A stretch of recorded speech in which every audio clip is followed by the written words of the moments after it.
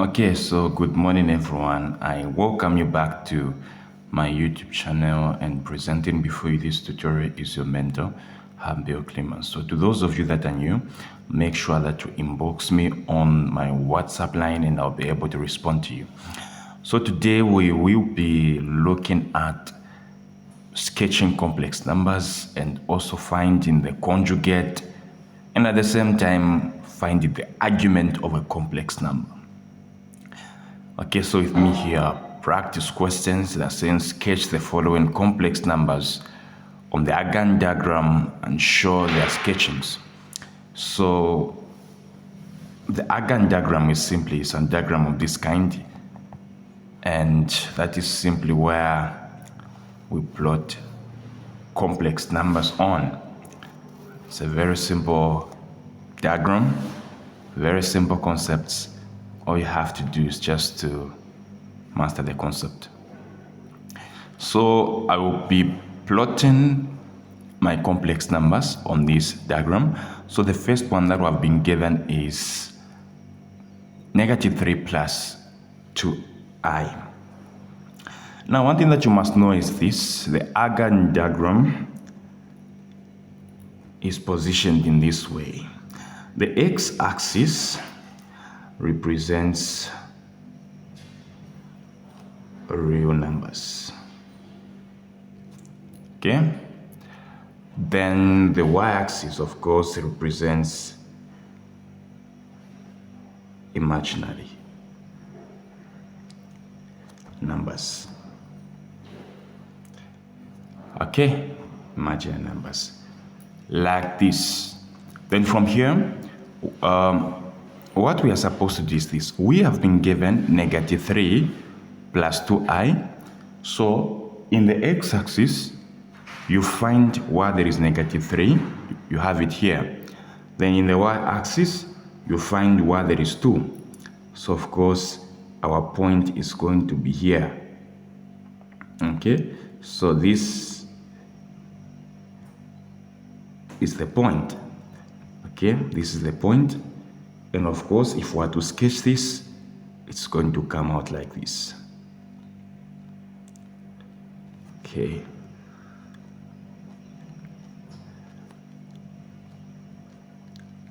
Like that. So this point is the point -3 plus 2i. Okay, then we get to the second question. They're saying 1, -3. So 1, this is 1, -3. So we have this point somewhere here. Okay, so this is our point. This is our point. So this point is simply, this is just 1 minus 3i. So if we were to plot this, it would just be like this.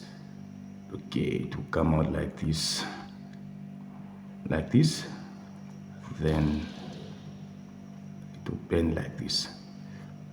As simple as drinking water. Then we get to the second question. For the third question, the third question, they say -4, -1.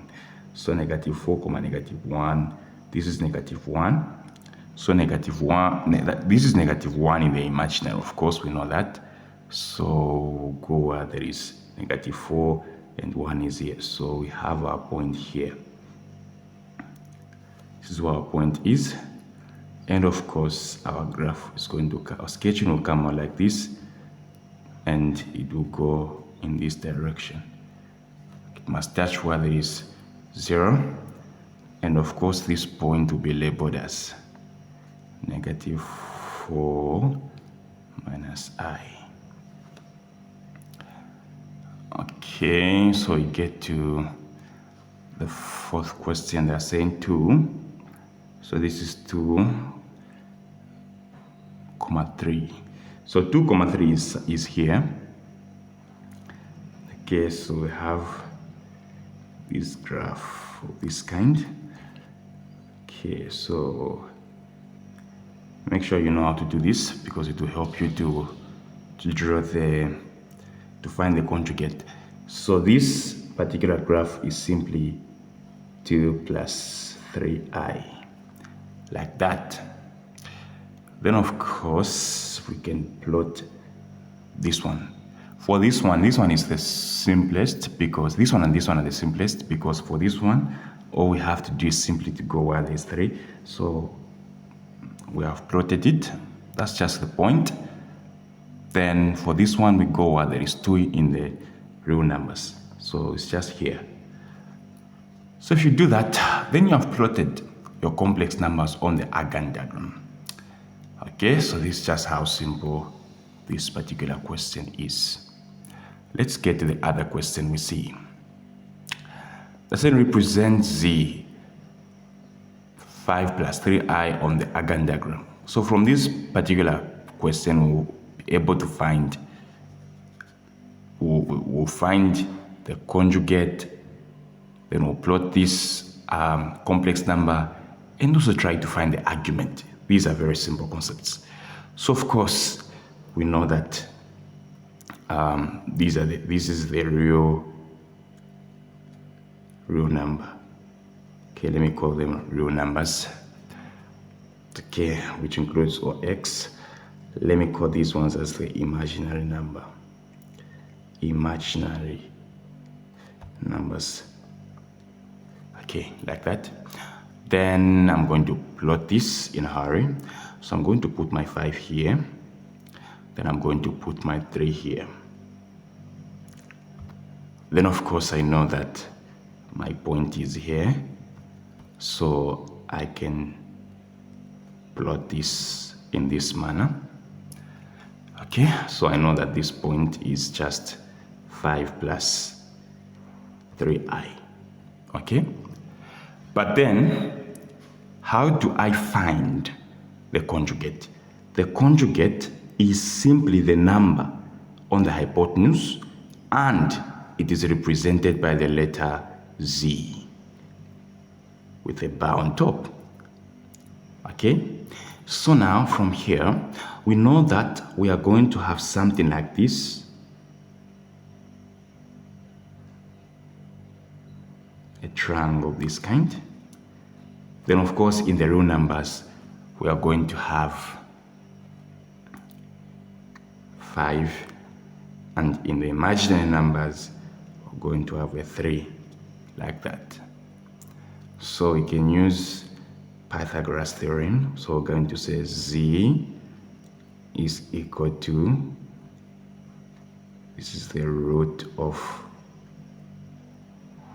a squared plus b squared. So z, which happens to be the conjugate, is going to be the root of what is, this is 5 to the power 2 plus 3 to the power 2, and our answer is going to be, let me see, we're going to have a 25 here, and then we're going to have a 9 here. Okay, let me punch this on the calculator. So this is 25 plus 9. Okay, so we're going to have, this is going to be 34, root of 34.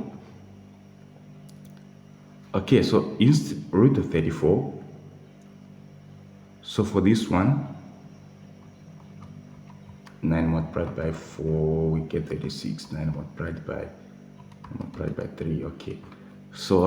So since it doesn't have a common root for this one, if you want, you can just find the square root of 34 anyway, and it's going to be 5.8 units.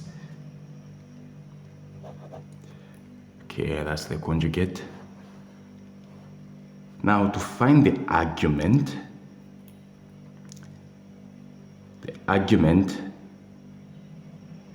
though I'm going to bring another tutorial in my next session on the argument.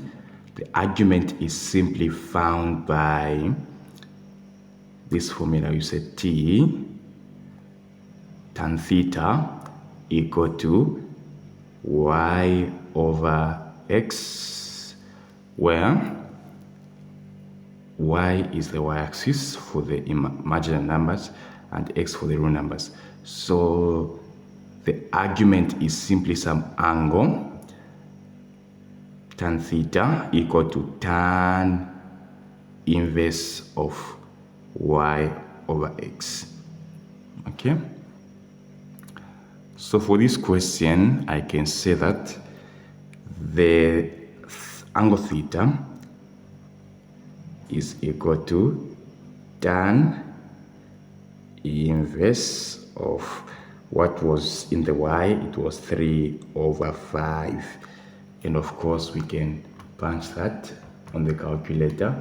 3 over 5, we get 0.5. So the angle theta is simply 0.54 degrees. Okay? But then for this for complex numbers, we don't use degrees, we use radians. So you can take this in radians. If you want, you can shift that in radians. Then automatically the answer will be, you'll be able to find the answer for this particular question. But for now, since in my next tutorial I'll be teaching on this, let me end here. So this is just how you go about plotting complex numbers on the Gantt diagram. Thank you so much.